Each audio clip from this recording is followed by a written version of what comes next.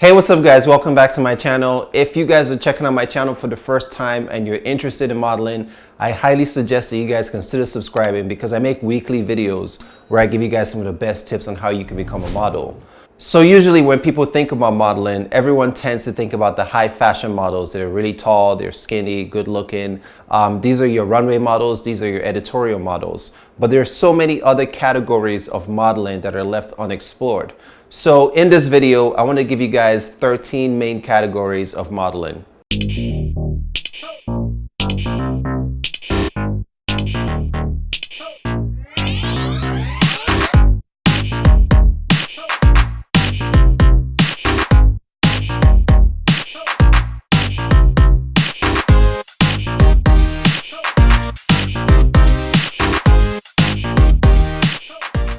Alright guys, so before I get into this video, I'm doing an awesome giveaway, which I'm going to announce the winners in my next video.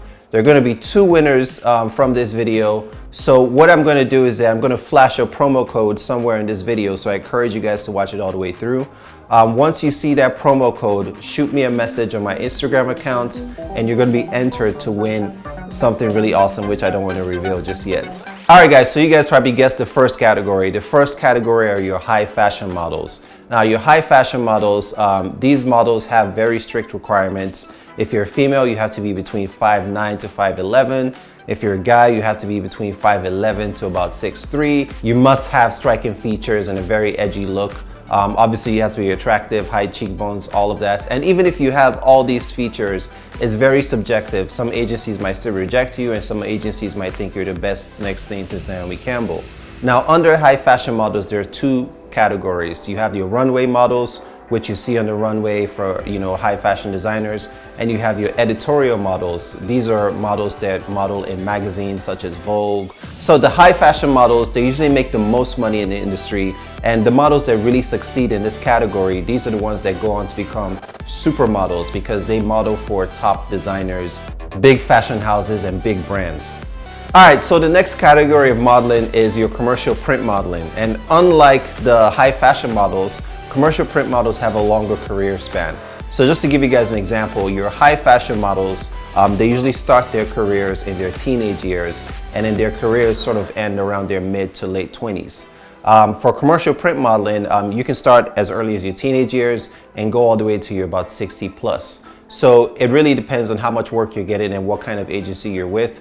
And how diverse your look is. You can really get a lot of work under commercial prints. Now, under commercial prints, there's a subcategory called lifestyle models. Lifestyle models, these are your models that look like everyday people. They look very approachable, obviously attractive.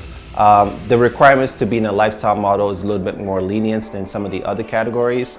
But one thing that's important is that you have to photograph like you're tall. So for example, I've seen models who are a little bit on the shorter side photographed like they were taller than they actually are. And I've seen vice versa. Like I've seen models that were tall photographed like they're short. So you have to know what your angles are and how to work those angles to make yourself look taller in pictures. The next category is fitness modeling. Now, fitness modeling is kind of self-explanatory. To be a fitness model, obviously you have to be fit. Your body fat percentage has to be really low. Muscle mass has to be ridiculous. I mean, you have to be sculpted down to a T. Because this is a very competitive field as a model. There's so many fit models, and because there's no height requirement necessary for a fit model, it's pretty much fair game to anyone who's a gym rat. So as a fit model, obviously you have to stay in the gym, you have to keep your body sculpted, drink a lot of water, and also make sure you're not taking in too much sodium so your muscles can look really toned and defined. This is a huge category. There's opportunities to do wellness, fitness related products, sports, athletic wears, and brands like that. So there's so many things that you can do under fitness modeling. The next type of modeling is your plus size modeling.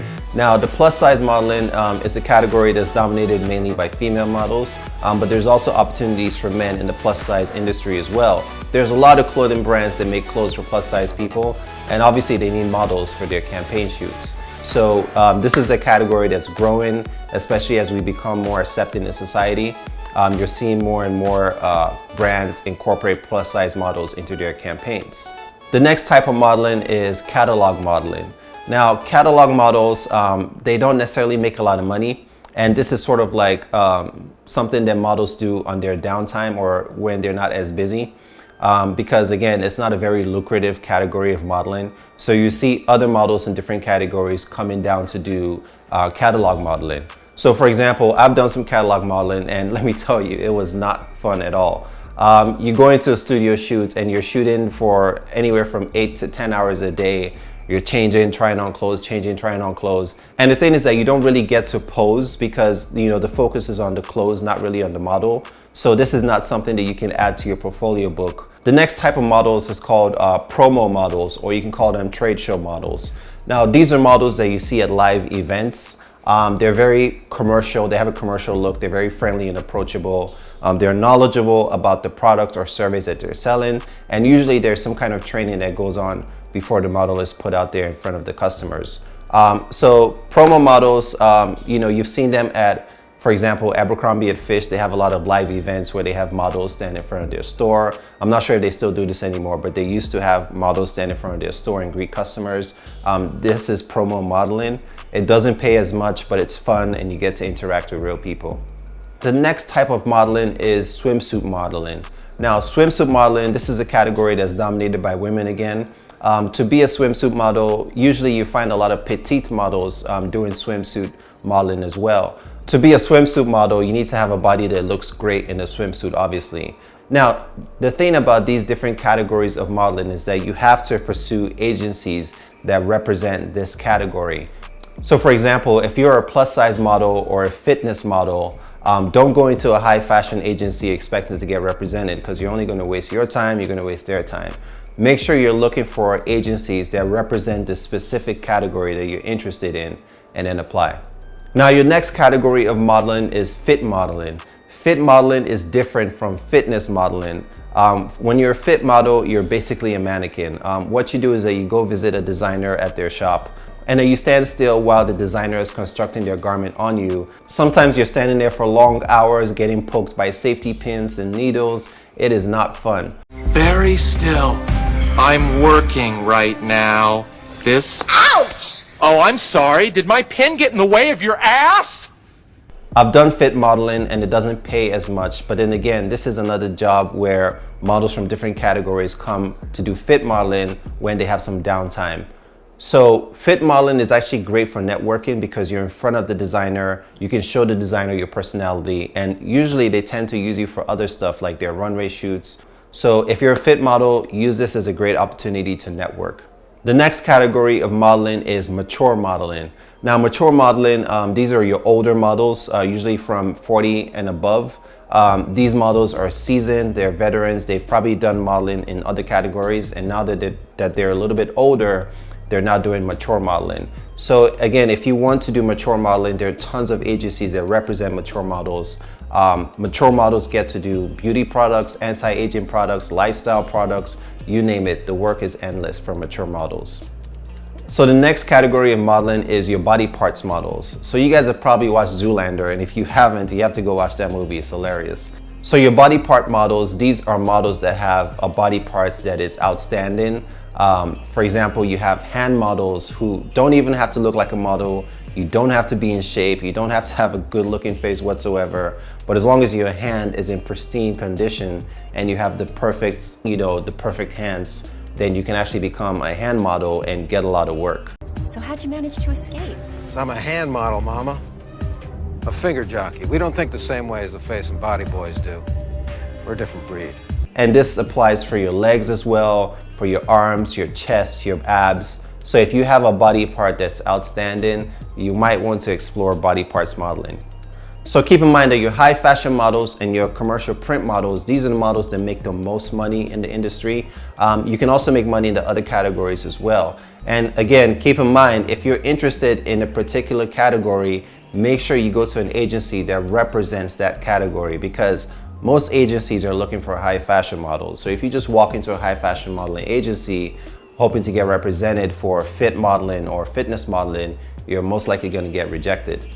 So comment down below, guys. I want to know, what categories are you guys interested in? Was there any category that I mentioned that kind of struck a bell with you guys? Let me know. Drop a comment down below if you have more questions. Another thing that I wanted to mention in this video is that you guys should always beware of scams. There's so many scams out there, especially in the modeling industry, because they know that you guys want to be models and you're not quite sure how it works. So I've seen people asking you to pay to join an agency, or to pay to be introduced to somebody. Just know that these are scams. You should never have to pay to join an agency. The agency works for you and they only get paid when they find you a job.